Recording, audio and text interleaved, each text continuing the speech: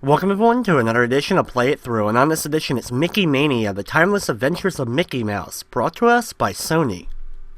Mickey Mania features animation that was actually really done by the Disney animators, and it also has a tribute to some of the classic Mickey Mouse cartoons, including Steamboat Willie, The Prince and the Pauper, and The Mad Doctor. With the game being done by Sony instead of either Sega, Capcom, or even Nintendo, allowed the game to be released on multiple consoles, and it was released on the Super Nintendo, the Sega Genesis / Mega Drive, as well as a PlayStation version and a Sega CD version of the game. And we'll be playing the Sega Genesis version. So here we go with Mickey Mania, the timeless adventures of Mickey Mouse, for the Sega Genesis.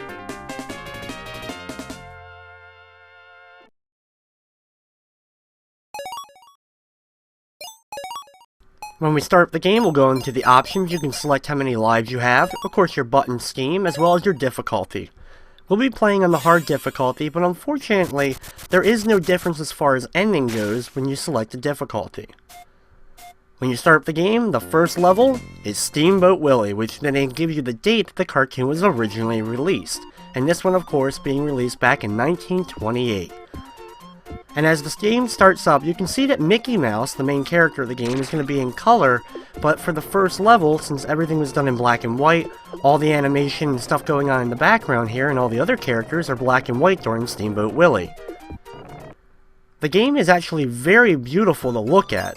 Remember, this is for the Sega Genesis, which may not necessarily have had some of the best graphics of the era, usually going to the Super Nintendo, but I definitely feel the Genesis version of this game ends up looking a little bit better than the Super Nintendo version. Over here we get to see Pete for the first time, and Pete the cat's real form. Usually when they made Pete later on, they usually don't show his tail, so some people always had a little bit of difficulty seeing that Pete is actually a cat. After getting to the top and ringing the bell, the bridge forms. You'll then have to jump on Pete's head in order to knock him down. You can then spring off his belly in order to get up to these boxes up here. Continue moving along these windowsills, being sure not to fall down, and watch out for the falling boxes. You can then ride along this moving box with the crane in order to get to the boxes on the right side and start working your way upwards. Over here we have our first boss battle of the game. You have to destroy these gears on the right and left sides while watching out for the boxes above as they drop bombs down below. They will sometimes drop a spring, and you can use that spring in order to get up in order to hit the top gear in case you run out projectile weaponry. But thankfully we have plenty of weaponry and we're able to easily take out the gears and move on to level number 2.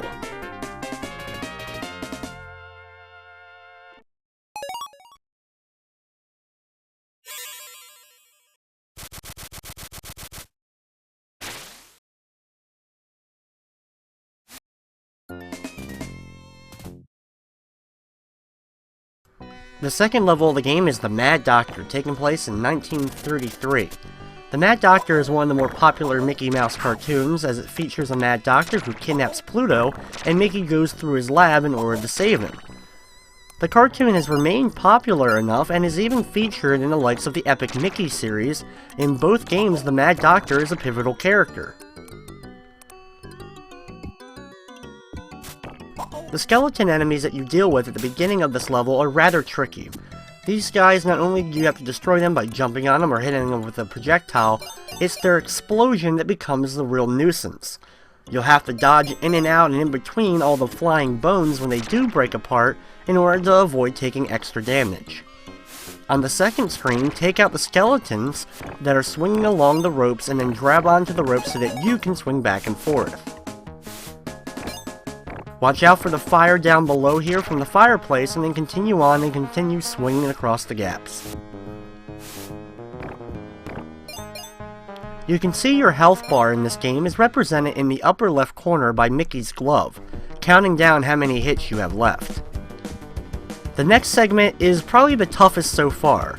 You're riding along gurneys and you'll have to jump over different things that are set up in the background to hurt you, and the hardest being that you have to time your jumps correctly so you can make it over the large gap between the gurneys so that you can make it over to the next gurney without accidentally falling down below.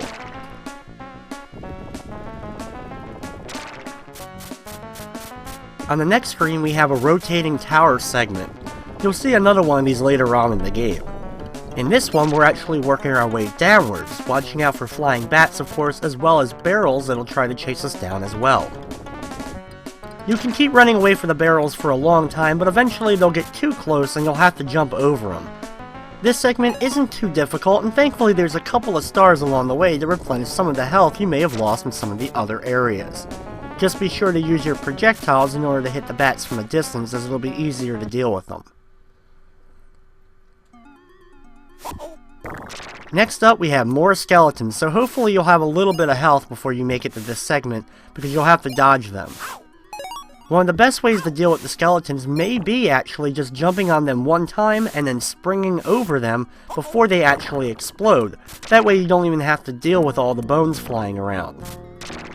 However, the skeletons that just stop still and have their head rotate on them, they're going to explode anyway, so just be sure to be ready for that. On the next screen is actually one of the ways we get to one of the first secrets of the game. You're doing a giant elevator sequence, slowly moving upwards, stopping at each floor, dealing with an exploding skeleton. This can of course be difficult as you have a very small area to maneuver around, and there's a large amount of hit space that all the bones end up taking out.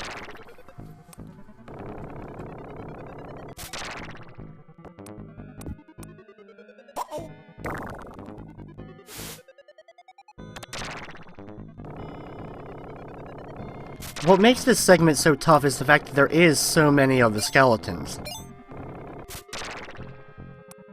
When you make it here, the elevator will stop. Get off for just a second and then immediately get back on. The elevator will then race to the top and allow you to get to the first secret area of the game. Everything will go dark and you'll just see Mickey's eyes as you'll have to move back and forth and try to do a little bit of platforming. Thankfully, you'll collect some extra health as well as an extra life, and then run into the Mad Dr. Mickey.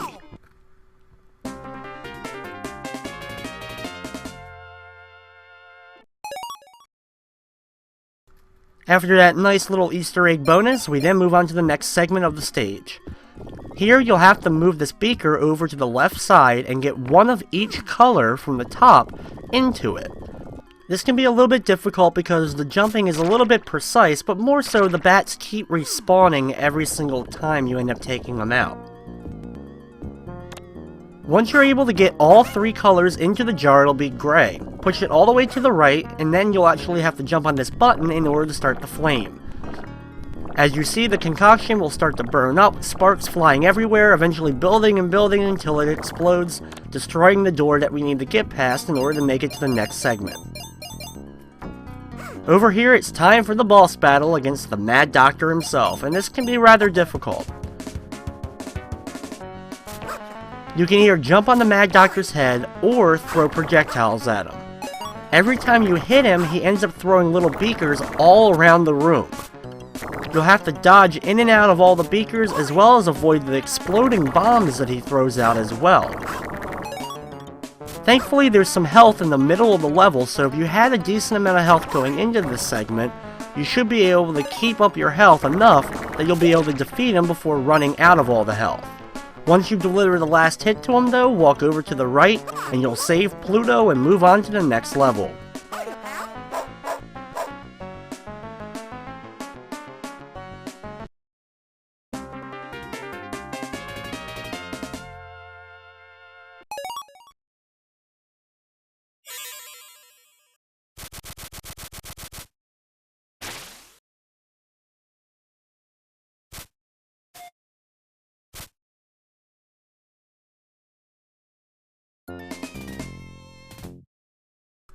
The next stage is Moose Hunters from 1937. The first part of this level, you'll have Pluto along with you. You'll see rocks that will end up falling down, as well as tree bits that'll fall down as well. Every so often, you'll also have to jump over the giant moose that'll come rampaging by, represented by leaves flying from the left side of the screen. Just move slowly and immediately back away anytime you sense something's getting ready to fall. Even if you only have one thing of health left, as long as you take your time, you should be able to get past this segment.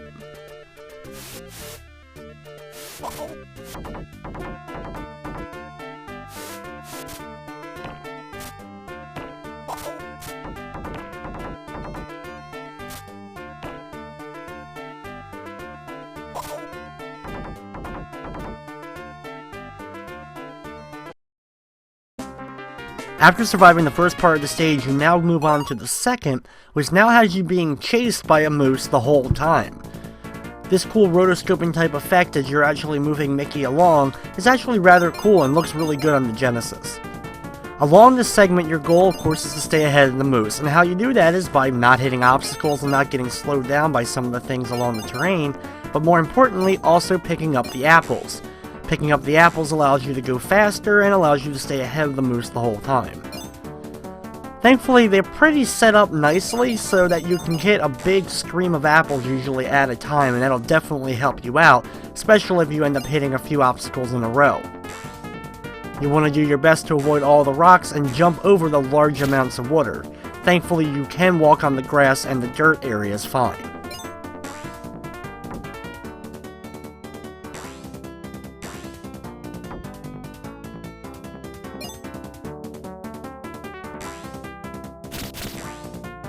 Things do get a little bit tougher as you continue on, with little bouts of water that you'll have to do short jumps in order to avoid as much of it as possible.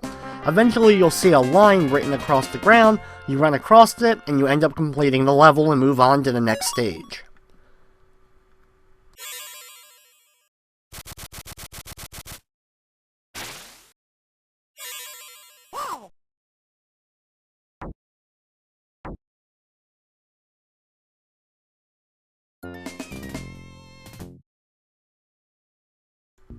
And next up is the Lonesome Ghost, another classic Disney character that you end up seeing a lot, especially even in the Epic Mickey games.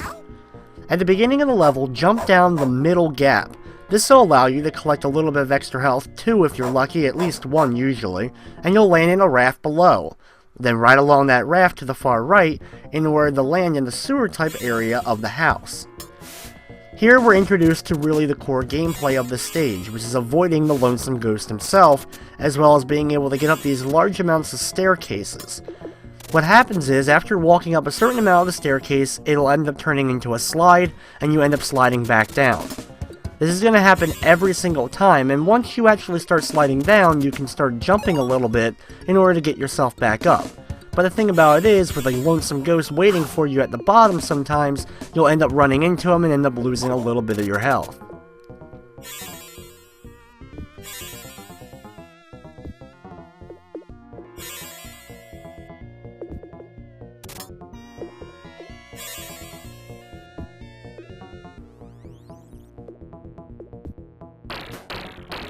Watch out while jumping along these grates that you don't end up getting hit when they end up opening up and flipping their lid overhead.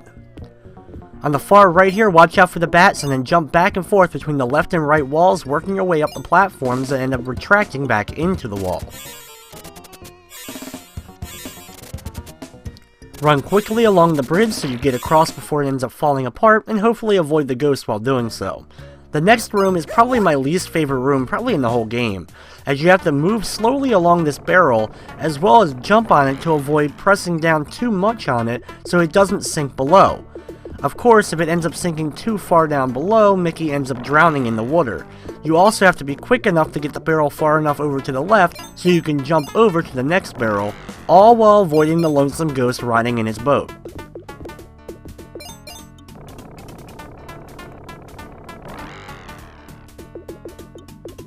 When you make it to the far end, thankfully though, the water will recede and you'll be able to continue on.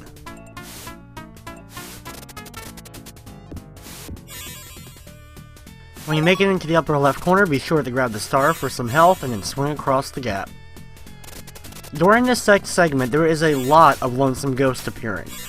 Do your best by either jumping over them or avoiding them altogether.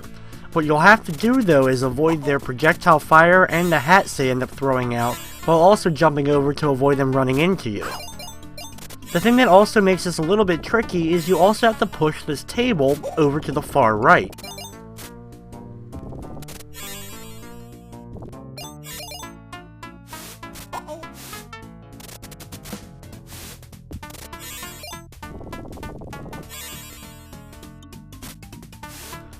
Once you're finally able to get that table all the way over to the right side, you can use it to jump up to the staircase.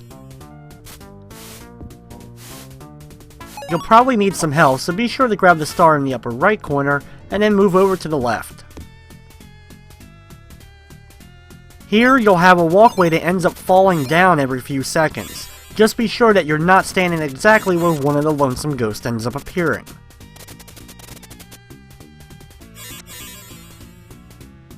When you make it to the end though, you find the Mickey and move on to the next level.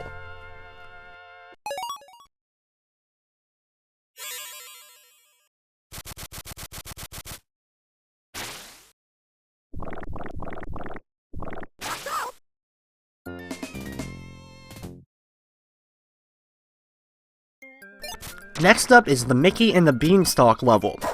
There's some butterflies that start off in the stage above head, so be sure that you watch out for them when moving across the platforms.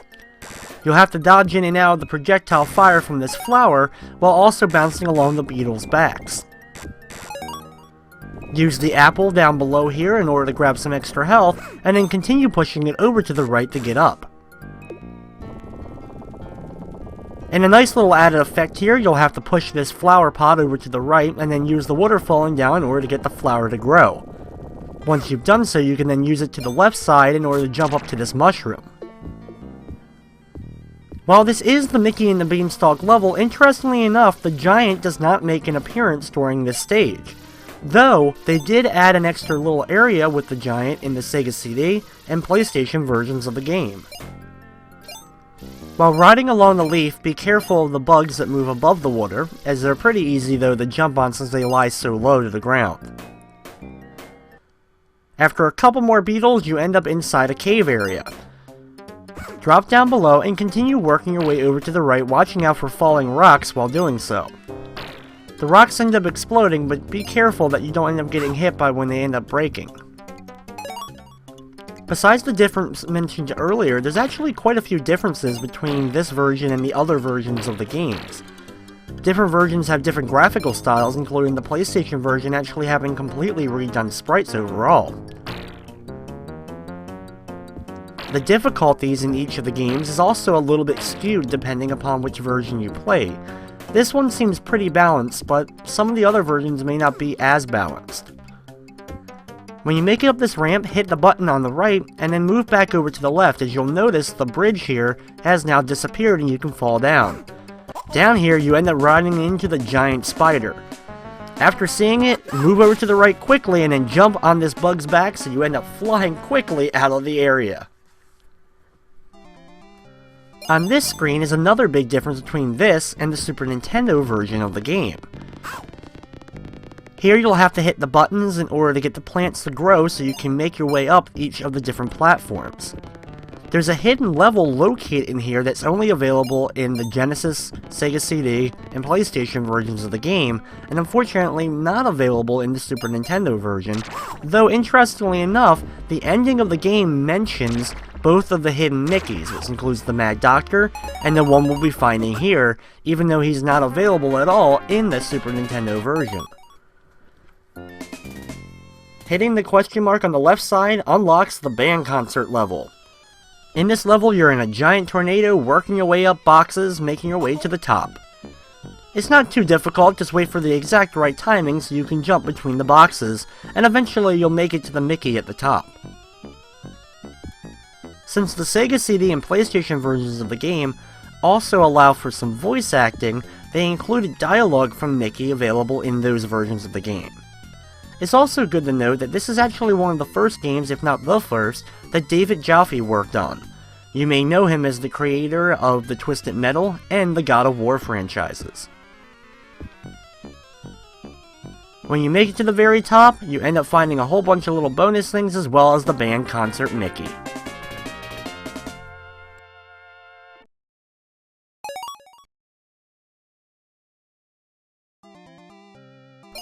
They then teleport you back to the beginning of the area where we found that hidden Mickey. Just work your way back up and go inside the cave now to the far right.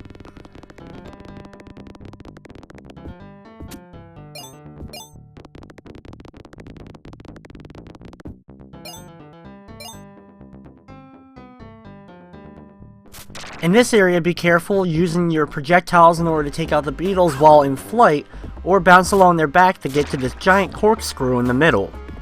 It can be a little bit difficult moving upwards here because of course you'll slide back down on the screw's levels if you don't continue hitting forward. Do your best to avoid the butterflies and reach the top in order to make it on top of the giant's table. This is the last little segment of this stage. During here you can see all the giant food and glasses set up as you make your way through, watching out of course for more butterflies and dragonflies and beetles as you try to make your way over to the far right.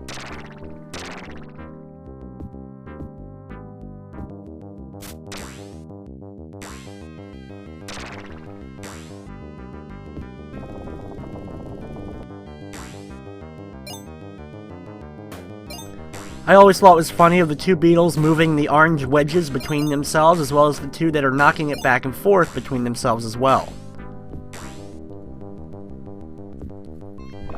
Eventually you'll run into the Mickey and the Beanstalk Mickey to complete the level and move on to the final stage of the game, the Prince and the Pauper.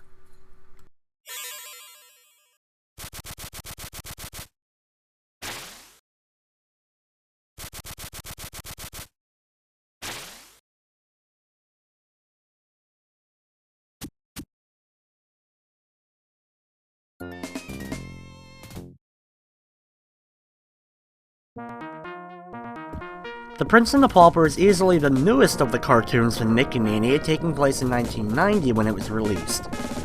On the first screen, you'll have to move this box over to the far left and then jump up onto these chandeliers, moving back and forth to get them to swing so that you can make it to the next one. Repeat this over and over again until you're able to make it to the staircase.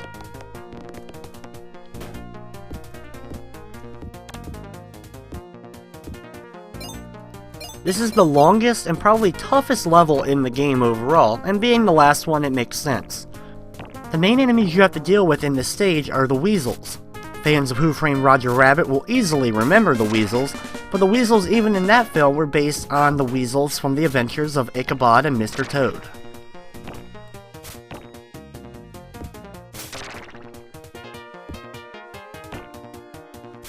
Bounce along the weasels and avoid them as much as possible until you're able to get to this staircase over here.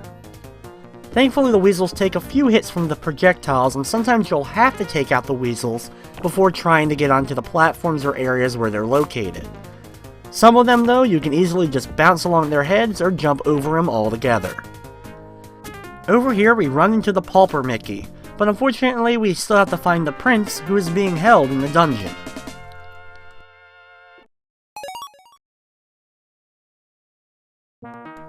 This next segment can be a little bit tough. Jump up and attack the weasels and take them out before trying to jump to the platform they're on.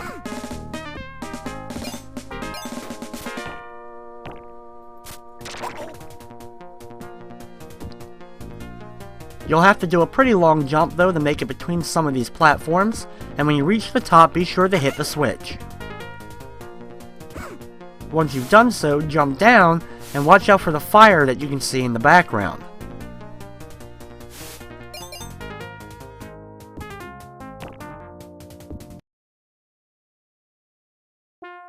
On the next screen, quickly jump on this spring a few times in order to inflate the inner tube. You'll have to do so quickly before the water ends up filling up and causing Mickey to drown. Then wait on top of the flotation device until the water fills up enough so you can jump up.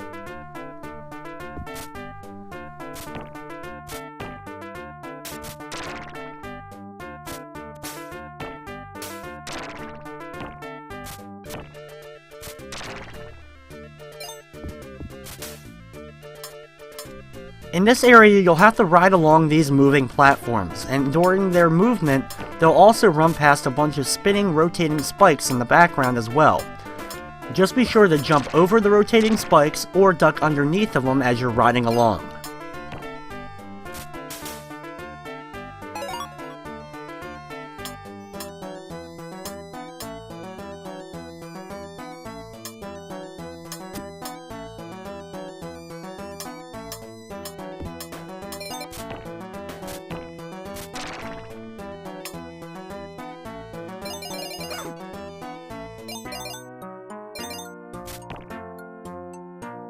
Down here you'll see a bunch of jumping flames, as well as you have platforms that when you land on them, they immediately fall down into the fire, so you'll have to quickly jump along them. Try to do your best to collect any health that you do see, and keep jumping along the weasels to avoid taking unnecessary damage.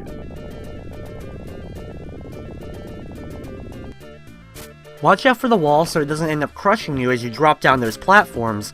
Over here, avoid the spikes by waiting for the first couple to retract and then immediately start running.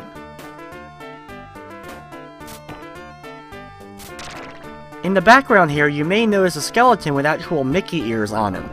It always is funny to me because this reminds me also of the Disney's Aladdin game that also had Mickey Mouse ears on skeletons during the dungeon level.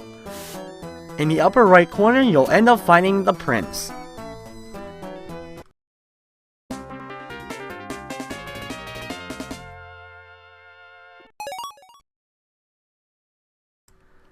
After finding the prince, we now have one goal left, and that's to take out Pete. We'll now be in another rotating tower segment, except this time we're working our way up. You'll have to do so quickly to avoid the flames as they build up, as well as spike balls that work their way downwards. As the spike balls work their way down, they actually will break apart some of the ground that you stand on, so be careful that you don't fall down any of the open gaps that they end up creating.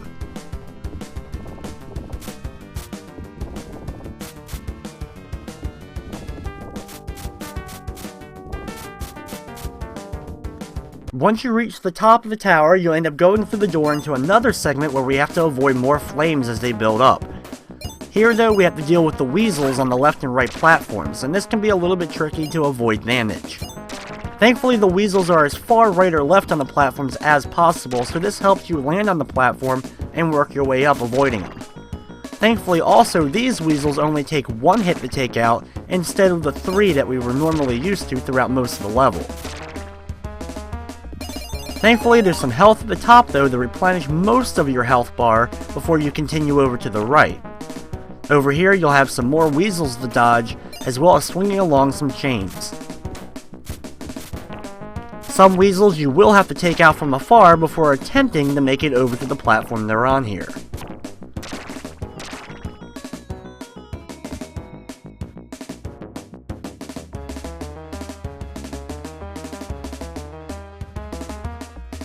Be careful while swinging along the chain so that you can land safely on the far right side.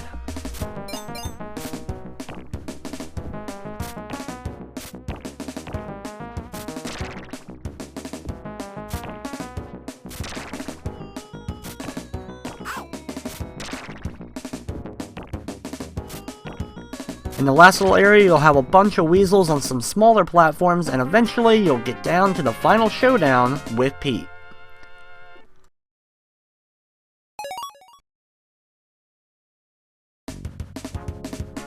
Pete himself is actually pretty easy to contend with. Duck underneath of his sword in order to avoid taking damage from him, and then immediately run to the opposite side when he tries to jump on you. Once he lands from the jump though, he'll cause all these rotating spikes to fall from the ceiling, so be sure to stand in between 2 of them so you don't take damage. After his jumps though, he'll cause a little spike tray to end up appearing. You'll have to push the tray over to the left side or right side, so that when he makes his next jump, Pete lands on top of it. Repeat this over and over again until the second part of the battle begins.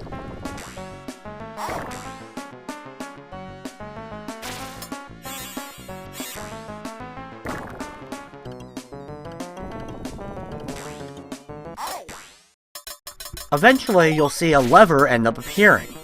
Once the lever appears, you also have a giant mace ball that appears. The only thing that really changes up here is the drop pattern of the spikes from the top, which can be a little bit more tricky to dodge. And also, you'll now have to actually jump on his sword that he throws at the left or right walls. Once he does so, jump on top of it and hit the switch, so that you end up causing the giant ball to swing across and run into Pete.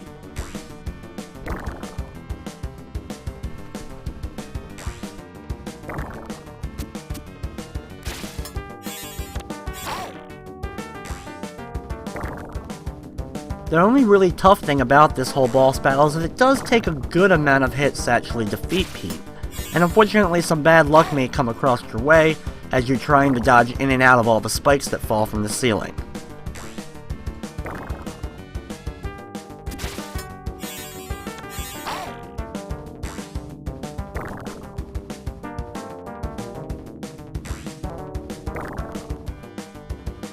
Once you deliver the final hit to Pete though, you can sit back and enjoy the ending to Mickey Mania.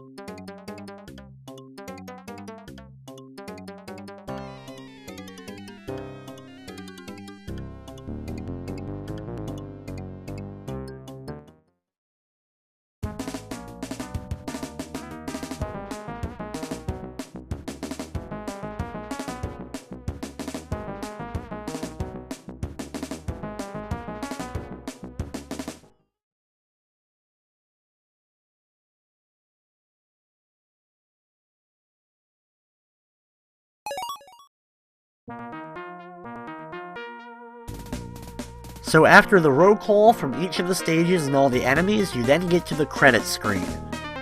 Well, I love Mickey Mania as a game. It's very colorful, the graphics are great, and it's a fun platformer for the Sega Genesis or any system you end up playing it for.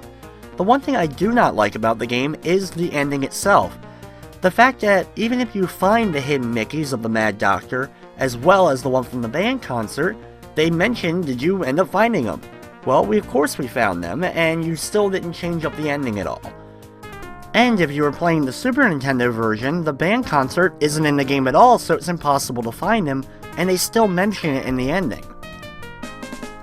It also would have been nice for maybe a little bit something extra, even for defeating the game on the toughest difficulty available. But those are just some minor gripes, and overall for a platformer, it ends up being very fun to play and one I can definitely recommend giving a try.